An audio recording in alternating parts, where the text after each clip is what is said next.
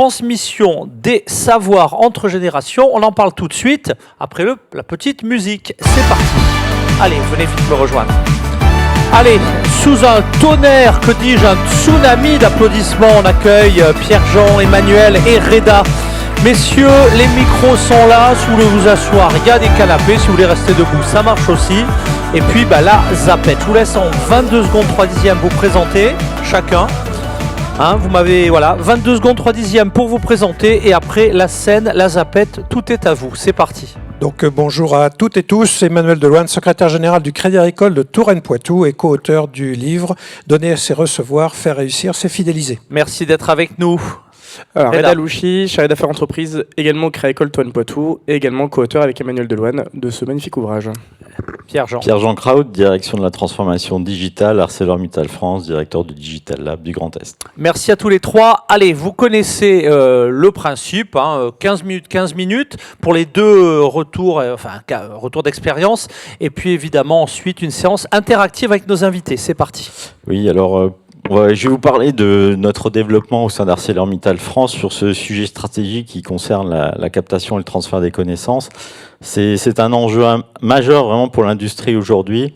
On a aujourd'hui un grand nombre d'expertises, que ce soit dans le domaine de nos experts de la technique, les CTO, mais également d'autres scopes comme la finance, où on voit de grands départs, de départs importants, et pour lequel il est essentiel aujourd'hui de pouvoir anticiper tout ça et capter et transmettre cette connaissance aux générations qui arrivent. Ça peut être aussi très opérationnel sur le terrain, que ce soit des expertises métiers, faire de la maintenance, faire des opérations de sécurité également. À chaque fois, on a une expertise et on a envie de la conserver. Et donc, avoir un outil assez agile et flexible qui permette d'assurer ce genre de choses est clé pour nous. Alors, on est vraiment dans un environnement où on a énormément de mouvements. L'industrie en France 2015-2030, c'est 40% de notre effectif qui va partir à la retraite. Avec cela s'ajoute bien évidemment la mobilité des jeunes qui vont passer moins de temps sur un même équipement, qui vont avoir envie de bouger. Et dans tous les cas, je vois que j'ai passé un slide en avant, dans tous les cas, on va avoir un risque important de perte de compétences, de connaissances, et d'où éventuellement des actions sur le terrain qui vont pas être faites telles qu'elles étaient attendues, ce qui peut générer des vrais problèmes en termes de productivité, de qualité des produits. Donc pour ça, on a bien sûr benché, regardé un peu les outils qui pouvaient être accessibles et mis en œuvre pour pouvoir faire ça de manière très agile. Et notre orientation a été naturellement vers l'IA générative, puisque dans de nombreux cas, la source d'informations disponibles, c'est beaucoup des textes, des documents qui ont été écrits, des rapports, mais également ça peut être des interviews que l'on a pu faire avec nos experts. Bon, l'adoption de l'IA générative a été très très rapide, comme vous pouvez le voir sur ce slide-là.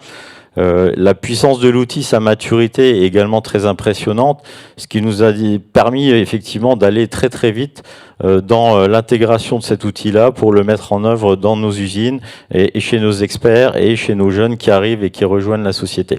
Voilà, donc ce contexte-là, alors je dis pas que c'est le seul outil, il y avait bien sûr des plateformes de vidéos, des plateformes autres qui permettent de faire aussi ce travail-là de captation de connaissances, mieux voir le gestuel quand on fait une opération de maintenance, mais la facilité de mise en œuvre et la puissance de l'IA générative dans ce cadre-là a un vrai rôle à jouer. Alors pour nous, il était essentiel de pouvoir livrer des outils vraiment très performants. Ça veut dire quoi? Ça veut dire qu'on n'a pas voulu prendre toute une base de connaissances mélangées et mettre un apprentissage spécifique sur cette globalité. Mais on s'est dit qu'il était vraiment essentiel qu'un expert, un ingénieur sur le terrain qui allait poser des questions, puisse vraiment avoir des réponses précises et ne pas être déçu par ses retours d'expérience. Donc les hallucinations, etc. Pour ce faire, on a été vers du RAG, donc du Retrieval Augmented Generation, par typologie d'activité. Donc ça peut être sur un process complet ou ça pourrait être sur un équipement spécifique d'une ligne. Et dans ce cas-là, on va intégrer toute la base de connaissances nécessaires, les documents. On va pouvoir également l'enrichir d'interviews si nécessaire, puisque il est également possible qu'il y ait une expertise spécifique d'une personne dans un domaine donné. Donc la nécessité de l'interviewer, de capter ses connaissances et ainsi de pouvoir enrichir la base de connaissances par cette interview. Donc tout ça fait qu'on a créé un certain nombre d'agents qui vont pouvoir correspondre à être appliqué à différentes typologies d'activités, très opérationnelles sur le terrain, mais on peut aussi faire ça pour des expertises vraiment très techniques, des experts métiers, même avec des gens de la recherche chez nous. Donc ces assistants, en fait, vont permettre d'améliorer, de faciliter le travail des opérateurs ou des personnes avant d'intervenir, mais j'y reviendrai. Donc on a créé une plateforme dédiée, une plateforme qui est sécurisée, qui est aujourd'hui intégrée dans Microsoft Azure, bien sûr qui garantit la confidentialité de toute la base d'informations que l'on a. Et donc l'Oracle va travailler à chaque fois sur notre base de connaissances et mettre en place donc un agent dédié. Donc on a ici un peu un slide qui vous décrit la manière dont on a fonctionné. On peut, dans la base de connaissances, intégrer différents types de documents, hein, comme je l'ai dit. Si on voit que c'est nécessaire, on peut faire un interview des personnes pour pouvoir effectivement enrichir l'outil de ces expertises spécifiques qui ne sont pas forcément présentes dans la base documentaire que l'on a. On peut y trouver par exemple des manuels descriptifs d'équipement, des modes opératoires. On peut avoir toutes les informations en termes de sécurité également. Donc voilà, c'est un scope assez large qu'on peut modérer à façon. Et donc le LLM, aujourd'hui on utilise plutôt à GPT 4.0, mais peu importe. La plateforme est agnostique, on peut utiliser un peu ce qu'on veut comme LLM demain. Ce LLM-là, il a été pré-entraîné et va vraiment se focaliser que sur les documents que l'on aura mis dans cette base de connaissances, ce qui évite des hallucinations et ce qui nous permet d'avoir des réponses vraiment très très précises. Si j'ai une erreur, un problème sur un pont d'une halle spécifique, si les informations sont disponibles, l'agent va pouvoir tout de suite sur le terrain aider l'opérateur dans sa tâche. Donc c'est vraiment des facilitateurs dans l'usage et de manière très très opérationnelle.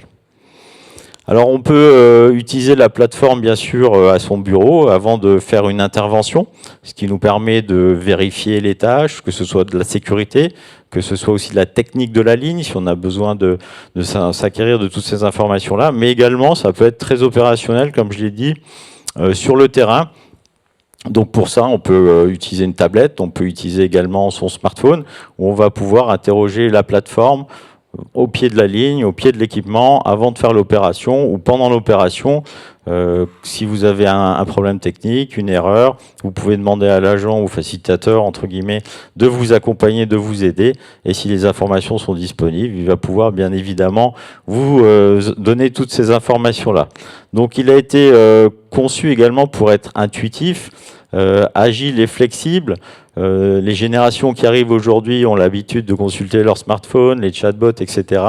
Et finalement, on a voulu proposer un outil qui reprenne finalement toutes ces possibilités, ces facilités d'usage et pour leur donner aussi envie de les utiliser. Donc l'appropriation des outils est clé. Il faut aussi livrer des outils qui soient performants pour ne pas décevoir. Comme je dis toujours, l'homme retient plutôt ce qui marche pas que ce qui marche. Même si vous avez des défaillances limites ou des mauvaises réponses, on va plutôt se focaliser là-dessus que dire ok, ça m'a aidé, j'ai vraiment gagné beaucoup de temps. Donc on a vraiment visé à travers cet outil-là des performances assez importantes, d'où la nécessité finalement de faire à chaque fois des racks dédiés. Donc c'est un peu plus long à mettre en œuvre, mais ça garantit la précision et c'est vraiment dès le départ ce que l'on a visé. Alors notre plateforme, on l'avait vraiment voulu dès le départ monde ArcelorMittal. Pourquoi ? Parce qu'au-delà d'avoir des assistants, des facilitateurs pour des expertises données, c'était aussi l'opportunité de créer le partage. Si vous êtes sur un train à chaud chez Dofasco à Hamilton au Canada, vous allez pouvoir regarder les problèmes de bobinage sur votre train, mais également les agents qu'on aura pu créer sur le train de l'aménage à chaud de Florange ou de Dunkerque. Donc il y a cette facilité-là aussi, cette opportunité de pouvoir partager le savoir. Donc au-delà de pouvoir faciliter la mise à dispo des informations, on les rend également complètement monde. Et cette capacité-là de partage du savoir, pour nous, elle est clé. Donc on a créé cette plateforme dans ce sens-là. Alors, on peut l'utiliser comment cette plateforme ? Avant votre intervention sur le terrain, vous pouvez la consulter au bureau pour pouvoir voir effectivement toutes les informations techniques, mais pas que. la sécurité est une priorité, et la priorité 1 pour ArcelorMittal. Donc là, on a une vraie opportunité, avant d'aller sur le terrain, de pouvoir consulter les manuels d'opération sécurité, de pouvoir vérifier toutes les tâches à réaliser, les consignations des équipements. Donc, ce qui permet de faciliter là aussi le travail de l'opérateur sur le terrain.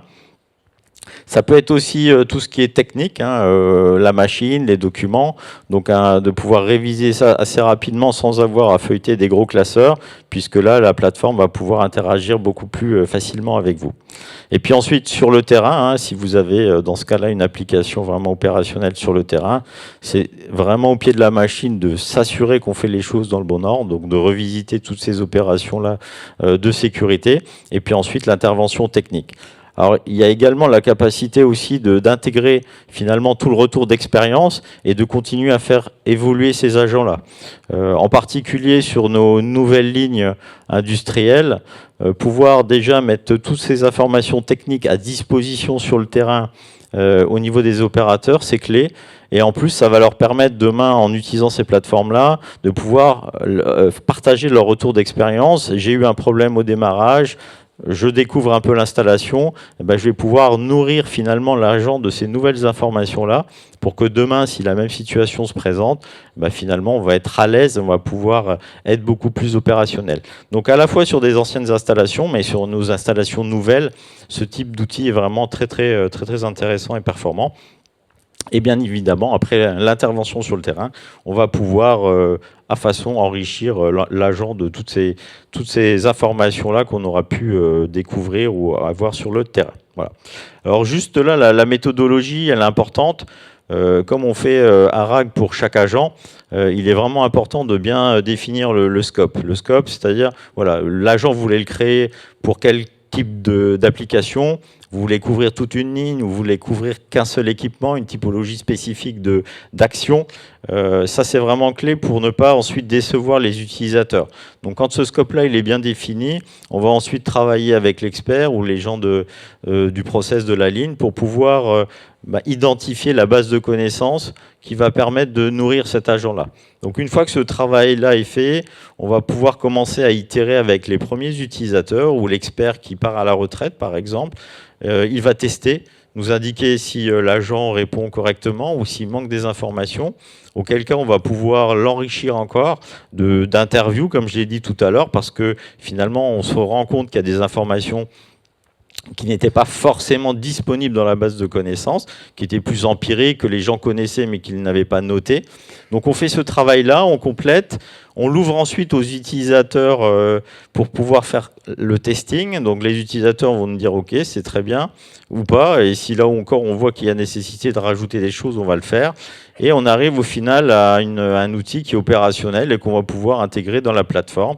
Voilà, donc aujourd'hui, on a pas mal de typologies d'agents, que ce soit sur la maintenance, que ce soit sur la sécurité, voilà, que ce soit sur une ligne complète ou sur un équipement spécifique, pour tout type d'intervention ou tout type de nécessité de connaître, d'avoir un accès facile à la connaissance. Donc la plateforme est vraiment très opérationnelle et agile pour ça. Alors là, je vous ai juste mis, par exemple, dans le cadre d'un pont, d'une halle. Donc c'est vraiment un pont spécifique où on a intégré les documents techniques correspondant à ce pont-là. Pourquoi ? Parce que là, typiquement, l'opérateur sur le terrain, s'il y a un souci technique avec ce pont-là, il va pouvoir lui dire écoute, j'ai l'erreur 7510 sur mon pont, que dois-je faire ? Je n'ai pas besoin de retourner à mon bureau pour consulter une documentation et voir ne pas la trouver. Là, j'ai la flexibilité et l'agilité de pouvoir trouver l'information rapidement et d'intervenir tout de suite. Donc, c'est un gain de temps important, c'est de la facilité d'usage pour l'opérateur sur le terrain. Et donc là, typiquement, on avait entraîné notre LLM sur quelques documents techniques de ce pont-là, d'où la nécessité aussi de faire un agent dédié pour cet équipement. Parce qu'on va éviter là, la confusion avec un autre pont qui éventuellement aurait le même type de code d'erreur, mais pas pour les mêmes problèmes techniques. Voilà. Donc c'est un travail de fond qu'on a fait et qui aujourd'hui est en mode de déploiement. Donc j'en ai terminé pour cette première partie. Merci. Bien, écoutez, on va prendre un sujet un peu différent, puisque Pierre-Jean, tu viens de nous évoquer des aspects de transmission de savoir plus techniques. Avec Reda, nous avons, travaillé sur un sujet qui est la transformation managériale. En fait, on est parti de l'idée que...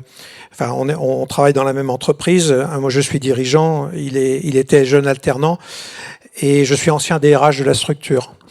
Et nos échanges nous ont permis de réfléchir à ce qui fait aujourd'hui l'attractivité des entreprises, ce qui fait que l'on réussit une intégration et que l'on fidélise les collaborateurs. L'enjeu étant, au-delà de la qualité de notre approche, étant évidemment de travailler ou de réduire les turnovers et de faire en sorte que nos collaborateurs formés restent dans l'entreprise et deviennent les leaders de demain. Et donc, cette réflexion autour de cette attractivité nous a conduit en réalité à réfléchir à ce qui fait qu'aujourd'hui, des jeunes qui ont des attentes particulières peuvent ne pas trouver dans l'entreprise les relais de formation, d'accompagnement qui correspondent à leurs attentes. Et c'est tout le sujet de notre bouquin. Je ne sais pas si tu veux ajouter dans l'introduction, Reda, quelque chose. Alors oui, pour compléter sur cette partie-là, en fait, l'enjeu pour nos entreprises, comme disait Emmanuel, c'est de garder les talents. Ce qu'il faut prendre en compte, c'est les attentes des jeunes qui ne sont pas forcément les mêmes que vous quand vous êtes rentré dans le monde du travail.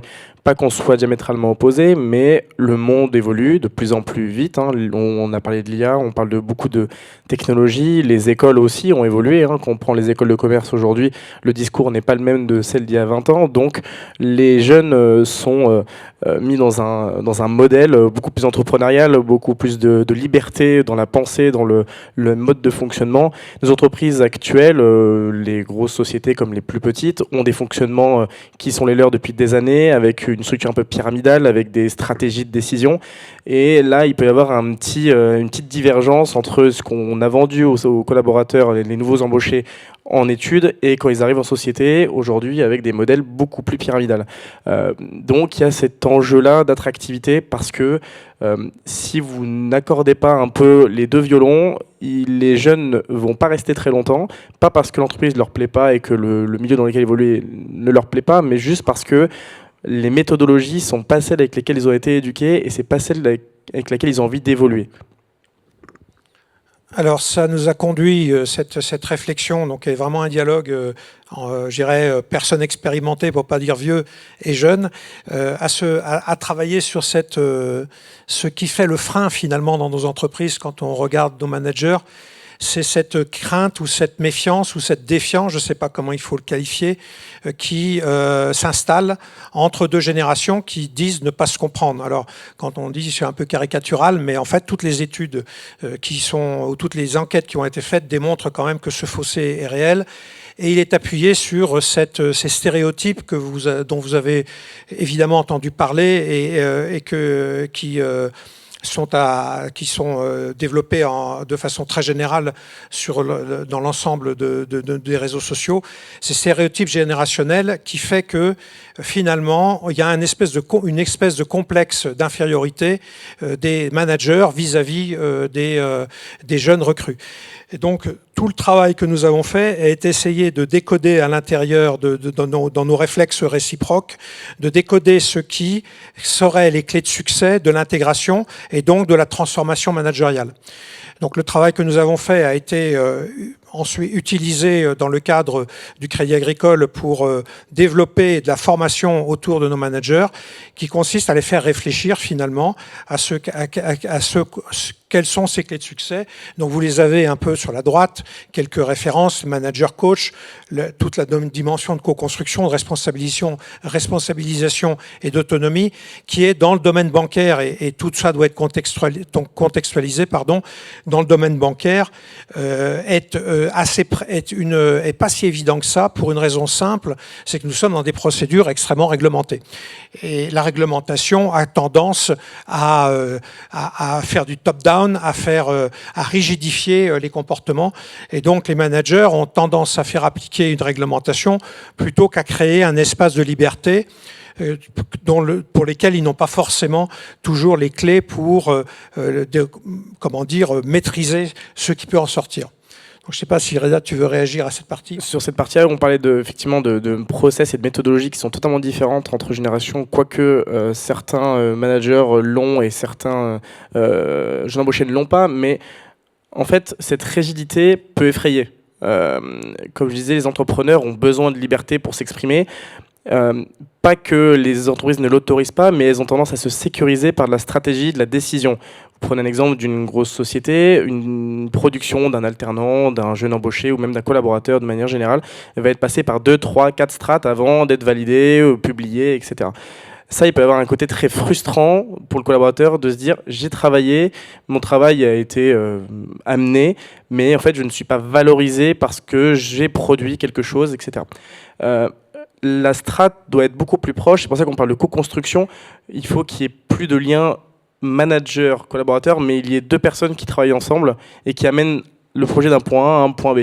Et donc il faut casser cette barrière de hiérarchie en permanence du haut vers le bas et plutôt essayer de retourner un peu cette pyramide et que les dirigeants aujourd'hui arrivent à se mettre à une position un peu plus basse pour essayer de chercher l'information, l'innovation et après choisir effectivement si oui ou non dans la stratégie de l'entreprise, c'est une idée qu'on doit amener jusqu'au bout ou non.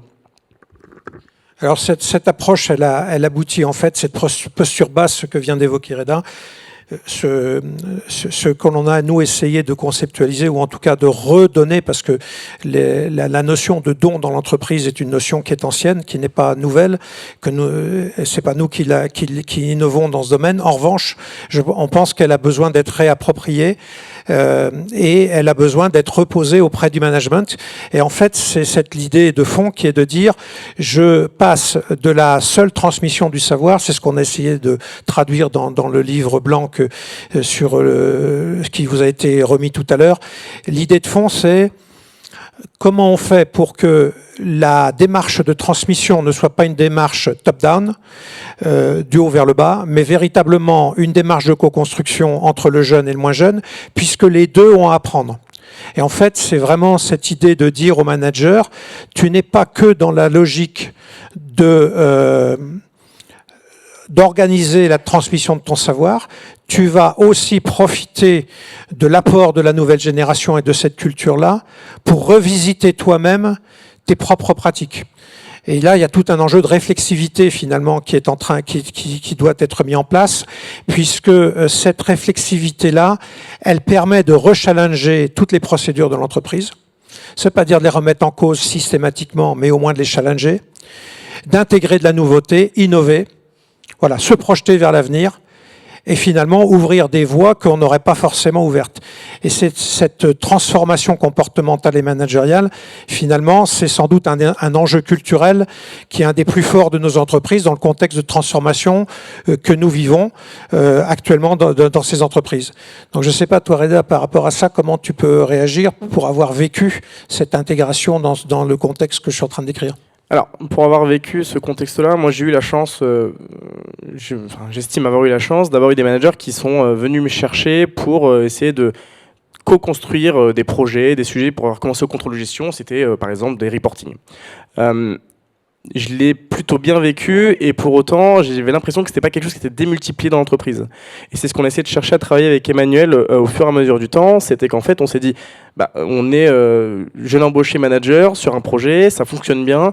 Comment on pourrait faire en sorte de le démultiplier? C'est-à-dire qu'aujourd'hui, les générations se font face, chacun a son stéréotype de l'autre. Il faut vraiment abandonner ce stéréotype, le balayer d'un revers de bras et de se dire, ok, maintenant, il va falloir qu'on transmette nos savoirs. Le reverse mentoring, c'est ce qu'on évoquait tout à l'heure. Le jeune embauché doit transmettre son savoir, mais aussi accepter de recevoir, c'est-à-dire accepter de ne pas se mettre en position de sachant. Et par contre, le manager doit faire aussi ce même travail-là, c'est-à-dire redescendre un petit peu en termes de posture pour accepter aussi d'aller chercher de l'information pour lui-même se former. Le risque aujourd'hui, quand certaines entreprises n'embauchent plus de juniors, c'est la transmission du savoir. Effectivement, si vous prenez que des seniors en permanence, c'est très bien, vous allez vous sécuriser sur le court moyen terme, mais à long terme, comment est-ce qu'on fait ?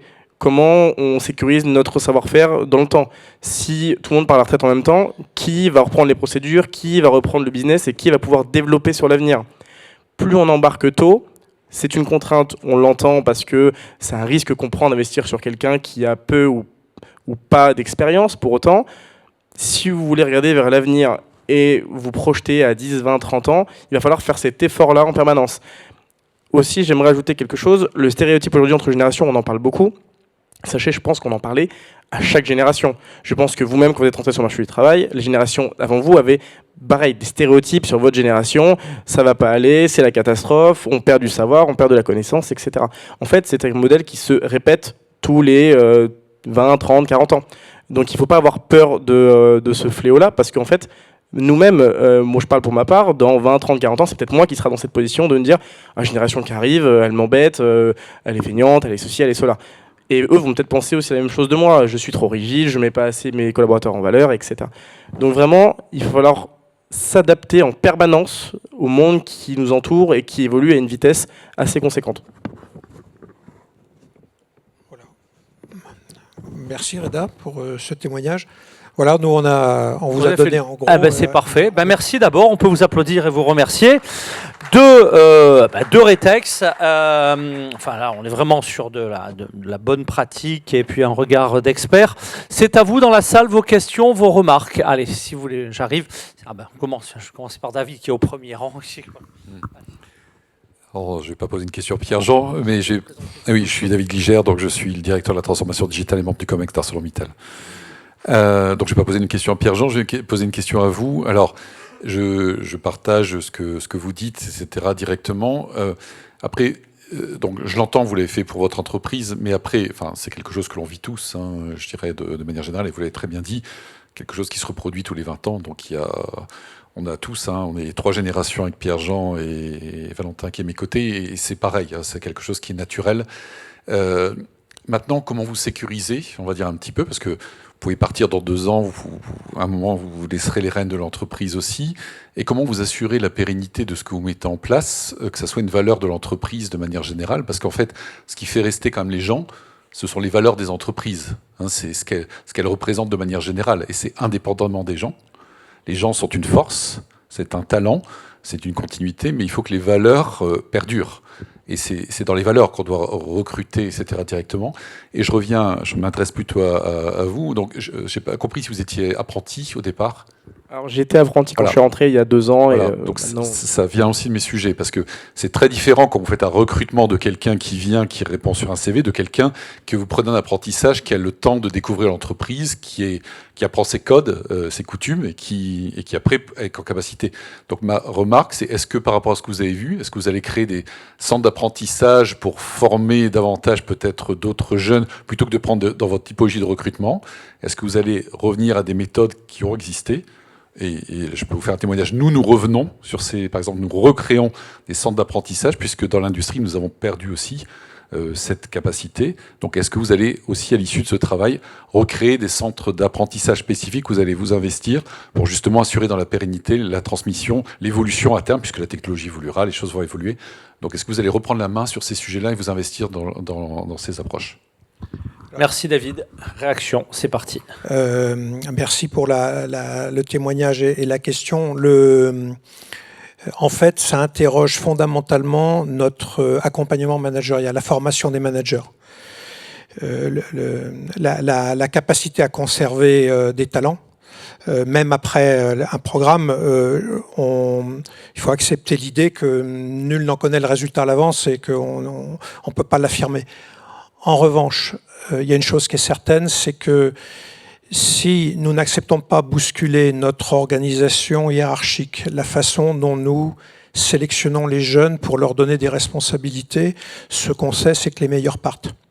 Ça, on l'a constaté, et ils partent très vite, entre 3 et 5 ans. Et c'est ça, en fait, l'alerte majeure. Et donc, en quoi ça nous interroge? Ça nous interroge très concrètement dans les comités de direction, sur les revues de carrière, sur la place l'identification des jeunes à potentiel et la place qu'on leur donne dans la chance qu'on peut leur donner dans les prises de responsabilité rapides.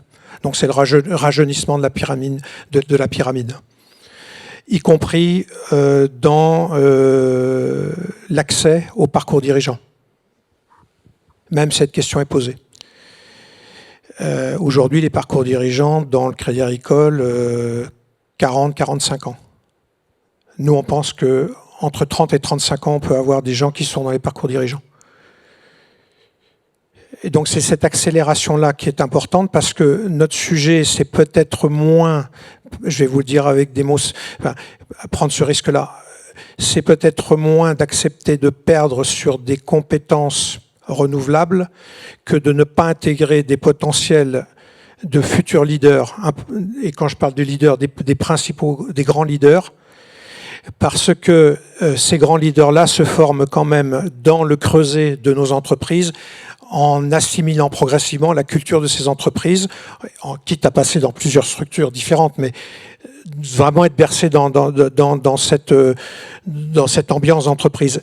Et ce qui en fait la force. Et si on n'est pas capable de garder ces potentiels-là et qu'on est obligé d'aller chercher à l'extérieur dirigeants, ça ne veut pas dire qu'on n'a pas le droit d'aller en chercher. Hein. Mais si on n'est pas capable de renouveler une partie importante de nos dirigeants dans ce domaine-là, on va, là, pour le coup, perdre une de notre partie, notre avantage concurrentiel, qu'on considère être une partie de notre culture, qui est notre culture. Donc cette partie-là, le premier changement, il est dans le comité de direction, dans la façon dont il accompagne les jeunes. Et le deuxième, c'est, je l'évoquais, je reviens dessus en un instant, il est sur la formation des managers, beaucoup plus que sur l'investissement direct. Après, il y a des techniques que vous connaissez bien, qui sont l'association dans les différents projets de l'entreprise, les appels à projets, etc., où on va chercher les jeunes. Mais le vrai sujet, il est dans le déverrouillage de la strate managériale ancienne. Quand je dis ancienne, c'est pas péjoratif, c'est juste en termes de temporalité, qui aujourd'hui ont une vraie difficulté à accepter, à mettre en œuvre plutôt, parce qu'accepter intellectuellement on peut le faire, mais mettre en œuvre est différent. C'est bien de accepter de fonctionner différemment avec les jeunes, à leur donner une responsabilité particulière dans la gestion de leurs équipes ou dans des domaines d'activité particuliers où ils peuvent apporter. Et c'est là-dessus qu'on progresse. Et notre bouquin n'avait aucune destination à être produit à l'extérieur. Sa seule destination était de nous structurer tous les deux. Mais l'entreprise en a fait quelque chose pour faire réagir les managers. Et depuis, participe, pas en tant que bouquin, mais en termes de règles du jeu, participe à l'évolution des valeurs managériales qu'on a fait évoluer. Oui, bonjour, Olivier Chave, Technicatome. Une question pour Pierre-Jean. Je m'interrogeais sur la capacité de votre système à mettre à jour en fait, les données métiers que vous donnez en face du RAG, en fait. Est-ce que vous êtes connecté directement à votre gestion documentaire ou est-ce encore un process un peu manuel ? Oui, bonjour. C'est une question clé pour assurer la pérennité de ce type d'outil. Effectivement, il faut s'assurer que la base de connaissances, elle est à jour et surtout, si on touche le domaine de la sécurité, c'est encore pire. On n'est pas aujourd'hui connecté automatiquement, donc on fait encore ce travail manuellement. Dans notre roadmap, c'est prévu de le faire.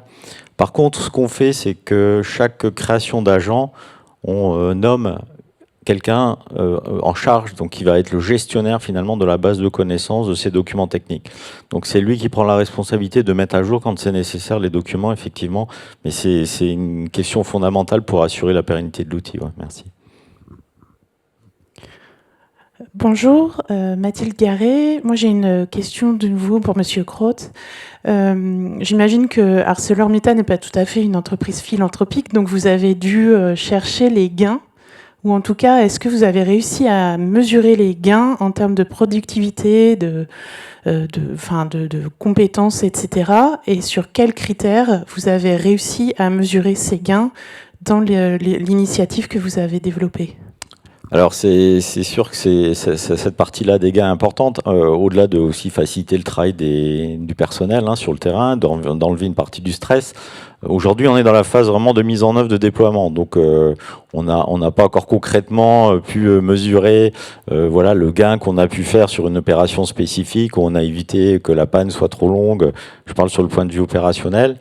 Ce qu'on est persuadé, c'est que tous les jours, il y a des gens qui sont en opération, qui ont perdu de la connaissance, qui n'ont pas forcément toutes les informations pour réaliser leurs opérations sur le terrain. Et il y a sûrement des actes des réalisations qui sont pas au top. Ce qui peut générer des défauts de qualité parce qu'on n'a pas serré suffisamment un boulon, une tige sur un système d'essorage sur une ligne de galva, ça arrivait. Voilà. Donc ça c'est clé, mais on va le mesurer. Et ce qu'on fait surtout, c'est à la demande de la création d'un agent, on fait un travail d'évaluation de la priorité. C'est-à-dire, est-ce qu'on a la base de connaissances? Est-ce que cet agent-là va être déployable au niveau groupe? À quelle échelle et quel finalement un pré-ROI de la création de cet agent-là? Donc ça nous aide à prioriser, finalement à rentrer les demandes de manière intelligente dans le système et à créer au fil de l'eau les agents. Donc on est au début, mais je suis persuadé que derrière, il y a vraiment énormément d'enjeux et de management de gains derrière.